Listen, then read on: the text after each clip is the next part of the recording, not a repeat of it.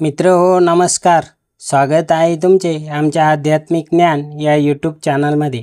तर आपण आजच्या या व्हिडिओमध्ये दासबोध ग्रंथातील चौथा समास बघणार आहोत. त्यामुळे मित्र हो हा व्हिडिओ पूर्ण बघा आणि अशाच धार्मिक व्हिडिओसाठी आमच्या चॅनलला सबस्क्राईब करा. आता सद्गुरूचे स्तवन करावयाचे आहे, पण त्या ब्रह्मस्वरूपाला माया स्पर्श करू शकत नाही. मायेच्या पलीकडे आहे ते स्वरूप मला अज्ञानाला कसे कळणार? मला सद्गुरू स्वरूपाचे वर्णन कसे करता येईल, जेथे वेदाने नेती नेती म्हटले की ते स्वरूप मी जाणत नाही. त्या ठिकाणी माझ्यासारख्या मूर्खाच्या बुद्धीत कोठून प्रवेश होणार? ते वर्णन करावे हे मला कळत नाही. म्हणून मी देहबुद्धीतूनच नमस्कार करतो आणि प्रार्थना करतो की हे गुरुदेवा, मला या संसार सागरातून पलीकडे न्या.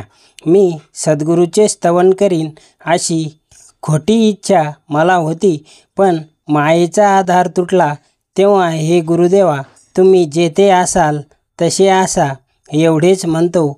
मायेच्या आधाराने आश्रयाने तुमचे स्तवन करावे अशी वासना होती, पण ती मायाच तुमचे नाव घेताच लज्जित झाली. आता काय करावे? मुख्य परमात्मा सापडत नाही, त्याचे यथार्थ आकलन होत नाही. म्हणून उपासनेसाठी त्यांची प्रतिमा करावी लागते. त्याप्रमाणे सद्गुरू स्वरूप अगम्य आहे, तरी मायेच्या आश्रयाने सद्गुरूची थोरवी मी वर्णन करतो.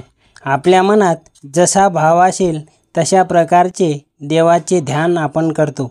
त्याचप्रमाणे भावार्थानुरूप मी आता सद्गुरूची स्तुती करतो. हे गुरुदेवा, तुमचा जय जयकार असो. तुम्ही या विश्वाचे मुख्य कारण आहात. विश्वाचे पोषणही तुम्हीच करता. तुम्ही परमपुरुष व दीनबंधू असून शरण आलेल्यांना मोक्ष देण्याचे तुमचे ब्रीद आहे. तुमचा हस्त शरणागताच्या माथ्यावर पडला म्हणजे सूर्यप्रकाशाने काळोख जसा ताबडतोब नाहीसा होतो, तशी ही अनावर माया नाहीशी होते. सूर्योदय झाला की काळोख अंधार नाहीसा होतो, परंतु रात्र झाली की अंधाराने सारे ब्रह्मांड भरून जाते. तसा सूर्याप्रमाणे उदय असतो भोगणारे सद्गुरू नाही. ते दुसऱ्याच्या अज्ञानाचा समूळ नायनाट करून टाकून त्याचे जन्ममृत्यू सद्गुरू चुकवितात. जन्ममृत्यू संसार सद्गुरूंनी पुसून टाकला की मायेची रात्र पुन्हा कधी येतच नाही. परिसाच्या योगाने एकदा लोखंडाचे सोने झाले की त्या सोन्याचे पुन्हा कधीही लोखंड होत नाही. त्याप्रमाणे सद्गुरूला शरण गेलेला शिष्य एकदा ब्रह्मस्वरूप झाला की पुन्हा जीवपणाच्या संशयात कधीही पडत नाही. किंवा नदी गंगेला मिळाली म्हणजे ती गंगाच होते. मग तिला गंगेपासून वेगळी करायची म्हटले तरी ती कधीही वेगळी करता येत नाही. तसे सद्गुरूंना शरण गेलेल्या शिष्याचे नाही.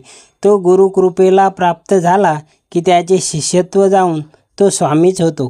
तसे परीस लोखंडाचे सोने करतो, पण आपले परिसत्व त्या लोखंडाला देत नाही. म्हणजे लोखंडाच्या बनलेल्या त्या सोन्याच्या योगाने दुसऱ्या लोखंडाचे सोने होत नाही.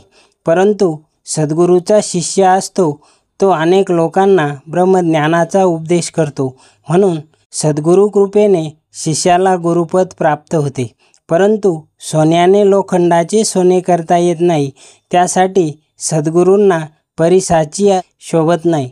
सद्गुरूंना समुद्राची उपमा द्यावी तर तो अतिशय खारट आहे आणि सद्गुरू अमृत मोक्ष स्वरूप आहे. क्षीरसागराची उपमा द्यावी तर तो कल्पांती नाश पावणार आहे. सद्गुरू शाश्वत आहे. श्रेष्ठपणासाठी मेरूची उपमा द्यावी तर तो जड व कठोर आहे. सद्गुरू तसे नाही, ते अत्यंत कोमल आहेत. आकाशाची उपमा द्यावी तर आकाशापेक्षा सद्गुरू निर्गुण व सगुण निर्गुणातीत आहेत. धैर्य व सहनशीलता यासाठी पृथ्वीची उपमा द्यावी तर ती पृथ्वीही कल्पांती नाश पावणारी आहे. सद्गुरू नित्य शाश्वत आहे. आता तेजामुळे सूर्याची उपमा द्यावी तर त्याच्या प्रकाशाला मर्यादा आहे असे शास्त्रे सांगतात. परंतु सद्गुरूचा ज्ञानप्रकाश अमर्याद आहे. सद्गुरूला अमृताची उपमा द्यावी तर अमृत पिणारे देवही मृत्यू पावतात आणि सद्गुरू कृपा शिष्याला अमर करते. सद्गुरूंना लक्ष्मीवंत म्हणावे तर ती लक्ष्मी नाशवंत आहे आणि सद्गुरूच्या द्वारी मोक्ष लक्ष्मी बसली आहे. स्वर्गलोक इंद्राची संपत्ती ही कालांतराने नाश पावणारी आणि सद्गुरू कृपेने प्राप्त झालेले फळ कधीही नाश पावत नाही. हरिहर ब्रह्मादिक सर्व नाश पावणारे आहेत आणि सर्व काळ अविनाश असे सद्गुरूपद आहे. सर्व सृष्टी नाशवंत आहे, तेथील पदार्थाची उपमा त्यांना कशी द्यावी. पंचभौतिक सृष्टीतील पदार्थाचा खटाटोप त्या सद्गुरूपुढे काही चालत नाही, म्हणून सद्गुरूचे वर्णन करता येत नाही. हीच माझी स्तुती त्याच्या चरणी अर्पण करतो. ही आंतरस्थितीची खूण अंतर्निष्ठ पुरुषच जाणतील. सद्गुरूपद सर्व वरिष्ठ आहे. अशा रीतीने हा गुरुस्तवन समास समाप्त झाला. जय जय रघुवीर समर्थ.